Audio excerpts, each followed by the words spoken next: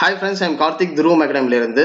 எல்லாரும் ரீசெண்டாக வந்து பார்த்தீங்கன்னா குரூப் ஒன்றுக்கு உண்டான ப்ரிலிமினரி எக்ஸாம் வந்து அட்டன் பண்ணியிருப்பீங்க. இப்போ ரீசெண்டாக 3/1/2021 நடந்த ப்ரிலிமினரி எக்ஸாம் வந்து எல்லாரும் அட்டன் பண்ணியிருப்பீங்க. சரிங்களா? அதுக்கு உண்டான ரிசல்ட் சரிங்களா? அதுக்கு உண்டான ரிசல்ட் வந்து டிஎன்பிசி தரப்புலேருந்து எப்போ வெளியிட போகிறோம் அப்படிங்கிற இன்ஃபர்மேஷனை கொடுத்துருக்காங்க. இங்கே பாருங்க, ப்ரிலிமினரி எக்ஸாம் ரிசல்ட் வந்து பார்த்தீங்கன்னா 2021 பிப்ரவரி 2வது வாரத்தில் நாங்கள் வெளியிட போகிறோம் அப்படின்னு சொல்லி டிஎன்பிசி தரப்புலேருந்து அஃபீஷியலாக வெளியிட்டிருக்காங்க.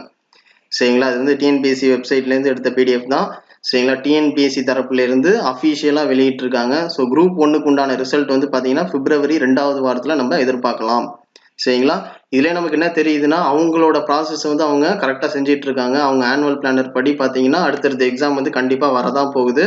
ஸோ அதுக்கு நீங்கள் தயாராகிடுங்க. சரிங்களா? இனிமேல் நீங்கள் என்ன எக்ஸாம் எழுத போகிறதா இருந்தாலுமே அதுக்கு உண்டான ப்ரிப்பரேஷனுக்கு தயாராகிடுங்க. இப்பையிலேருந்து படிக்க ஆரம்பிங்க. குரூப் 2-ஆ இருக்கட்டும், குரூப் 4-ஆ இருக்கட்டும், இப்பையிலேருந்து ஸ்டார்ட் பண்ணுங்க. கடைசி நேரத்தில் படிக்கலான்னு மட்டும் இருந்துடாதீங்க. சரிங்களா? கடைசி 3 மாசத்துல டிஎன்பிஎஸ்சி தரப்புல ஏதோ ஒரு அப்டேட் கொடுக்குறான்னு வச்சுக்கோங்களேன். இந்த ஃபார்ம் ஃபில் பண்ணுங்கன்னு சொல்லி கொடுக்குறாங்கன்னா இந்த ஃபார்மை ஃபில் பண்ணுறதுக்கே நமக்கு 3 மாதம் போயிடும்.